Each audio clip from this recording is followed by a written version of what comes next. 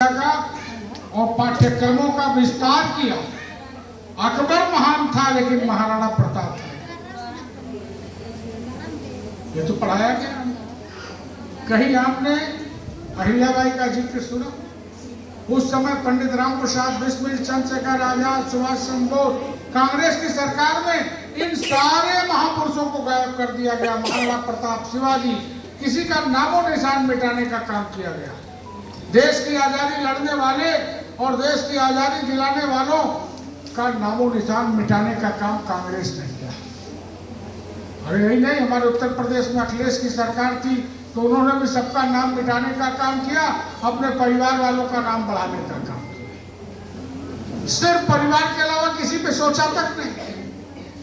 पंडित राम प्रसाद बिस्मिल, जिस दिन उनको फांसी की सजा गोरखपुर में होनी थी, पंडित जी आधे घंटे पहले सो करके उठ गए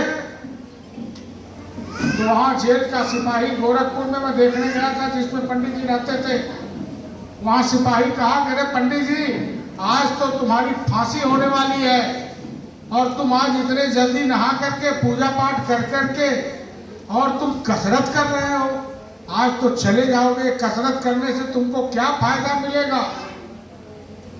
कहा मन को शांति मिलेगी। हम वैसे मर जाते तो हमें कोई पूछता नहीं, चील कौए खा जाते यहाँ पे, लेकिन हम देश की आजादी के लिए हम बलिदान देने जा रहे हैं। ये मेरे लिए गर्व की बात है और इसीलिए मैंने अपनी दैनिक क्रिया पूरा करने के बाद बहुत प्रसन्नता से आज फांसी पर चढ़ने जाना। ऐसे भी तो हमारे लोग थे, लेकिन कहीं किसी का नाम 75 साल तक दिखाई दिया? कहीं सुनने में आया? सुभाष चंद्र बोस क्या थे? जिस देश में गए वहां सेना खड़ा कर दिया उन्होंने। क्या उनके अंदर प्रतिभा थी? लेकिन कांग्रेस ने क्या किया? किसी का नाम लेना भी उचित नहीं समझा, इतिहास से गायब कर दिया। आज हमारी भाजपा की सरकार मोदी जी के नेतृत्व में जब से बनी है, बाबा साहब भीमराव अम्बेडकर का नाम गायब, सरदार पटेल का नाम गायब। पंचतीर्थ की स्थापना बाबा साहब भीमराव अम्बेडकर के नाम पर की गई, इसलिए कि बाबा साहब भीमराव अम्बेडकर ने इस देश की एकता के लिए बहुत काम करने का प्रयास किया था सरदार पटेल के साथ मिलकर। इसीलिए कांग्रेस की सरकार सिर्फ चाहती थी कि सिर्फ इस देश में मूर्तियां लगे तो पंडित जवाहरलाल नेहरू की मूर्ति लगे, उनके खानदान की मूर्ति लगे, बाकी और किसी की मूर्ति और प्रतिमा ना लगे, किसी और का नाम ना हो। लेकिन धन्य है मोदी जी कि जिन्होंने उन 300 साल पहले राजमाता अहिल्याबाई होलकर को भी ला करके सम्मान देने का काम आज किया है। इसलिए हम मोदी जी को यहीं से प्रणाम करते हैं। प्रचंड गर्मी में आप लोग आई हैं, ओझा जी ने सब बोल दिया, कुछ बचा नहीं है। संचालन भी करते हैं, अतिथि के रूप में वक्ता भी है, कुछ छोड़ते नहीं कि अगला कुछ बोले, तो इसलिए मैं सोचता हूँ कुछ ज़्यादा नहीं बोलूँगा। हम देख रहे हैं आप लोग भी बहुत परेशान हैं गर्मी में। एक चीज़ जरूर कहूँगा, ओझा जी कुछ खाने वाने की व्यवस्था किए हैं कि नहीं? क्या है? कोल्ड ड्रिंक मंगा दीजिए। आप देखिए कि महिलाएं जो चाहे वो हो सकता है।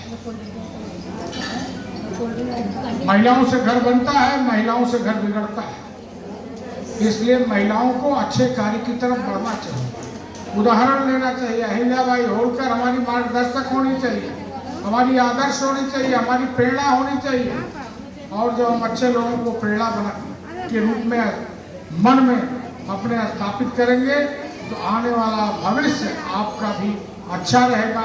इस प्रचंड गर्मी में आप सब लोग आई, इसके लिए आपका स्वागत करते हुए अपनी बातों को वहीं पूर्ण करता हूँ। बहुत बहुत धन्यवाद। धन्यवाद माननीय विधायक जी। जैसे अहिल्याबाई के स्वर्णिम काल का इतिहास आज हम लोग पढ़ रहे हैं, उनके बारे में जाने, ऐसे माननीय विधायक जी ने भी इस क्षेत्र में क्रांतिवाद पैदा किया, राष्ट्रवाद पैदा करने का काम किया। जितने भी हमारे महापुरुष थे देश की आजादी से लेकर के अब तक, चाहे महाराणा प्रताप जी हो, तोरण द्वार के रूप में उनके नाम से गेट बनवाया गया, कि हमारे आने वाली वंशज जो पीढ़ी है वो विस्मृत ना हो, उनकी मस्तिष्क में आवे और जाने कि महाराणा प्रताप कौन थे, पंडित दीनदयाल उपाध्याय कौन थे, पंडित चंद्रशेखर आजाद कौन थे।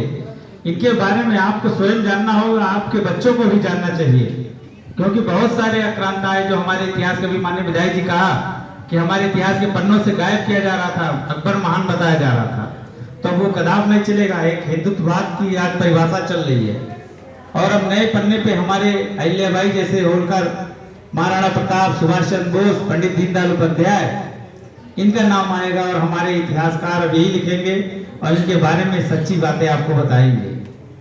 माननीय विधायक जी ने बहुत कुछ इस क्षेत्र के लिए भी किया और उसको माननीय विधायक जी ने बताया जाए तो गुरुद्वार के माध्यम से गांव-गांव में संत भवन बनाने का काम हो, हिंदुत्व को जगाने का काम हो, फलाहार कराने का काम हो, यह सब निरंतर आपके द्वारा चलता रहा। और इधर भी आप विधायक नहीं हैं विगत 3 सालों से, लेकिन फिर भी अपने मार्ग से इन्होंने विचलित नहीं हुए और अपने उस कार्य को निरंतर बढ़ाते रहते हैं। चाहे मंदिरों का जीर्णोद्धार हो, चाहे फलाहार का कार्यक्रम हो, चाहे हिंदुत्व के लिए लड़ाई लड़ना हो, या हिंदुत्व आप कहते हैं, हिंदुत्व के लिए भी अगर मुझे अपने आप को बलिदान करना पड़ेगा तो मैं बलिदान से भी पीछे हटने वाला व्यक्ति नहीं हूँ। तो इस तरह से अपने मार्ग को लेकर के एक संकल्प के साथ, एक हिंदुत्व के साथ काम कर रहे हैं। आप लोग इनका मनोबल बढ़ाएंगे, आप लोग इनके साथ जब खुल करके रहेंगे तो ये कभी विचलित नहीं हो सकते हैं। अपने मार्ग में अपना जो एक संकल्प लिए उस संकल्प के साथ आगे बढ़ने का काम करेंगे।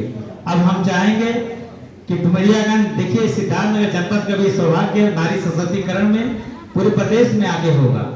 माननीय विधायक जी का ही अनुकंपा से इस क्षेत्र में 14 ब्लॉक में 13 ब्लॉक प्रमुख महिला है और एक जिला पंचायत अध्यक्ष जो शीतल सिंह जी हैं वो भी एक महिला है, इसलिए मान के चले 13 ब्लॉक प्रमुख, जिला पंचायत अध्यक्ष महिला के रूप में आपके इस जिले में विद्यमान है। और इन महिलाओं को देखते हुए आप लोगों को भी आगे आना चाहिए, आप लोगों को भी आगे बढ़ना चाहिए। जो हमारी नीचे की पीढ़ी है, जो हमारी बच्चियां हैं, वो भी यह सब देख करके आगे बढ़ने का काम करेंगी। अब हम चाहेंगे ब्लॉक प्रमुख जी से कि अब कार्यक्रम के समापन की घोषणा करें। प्रमुख जी।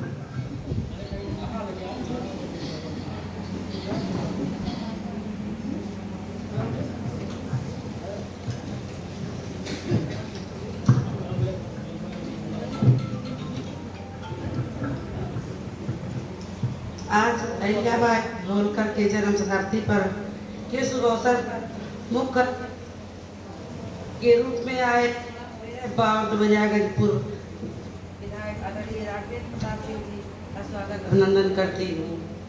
साथ में खंड विकास अधिकारी होकर ग्राम प्रधान साथी, क्षेत्र प्रशासन सदस्य, कार्यक्रम उपस्थित माता एवं बहनों, आप का स्वागत एवं कार्यक्रम स्वागत करती हूँ। कार्यक्रम समापन की घोषणा करती हूँ।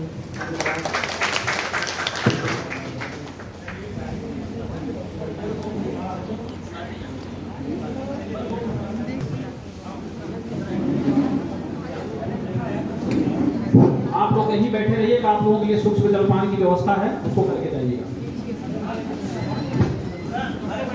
थैंक यू सर, धन्यवाद, राधे राधे।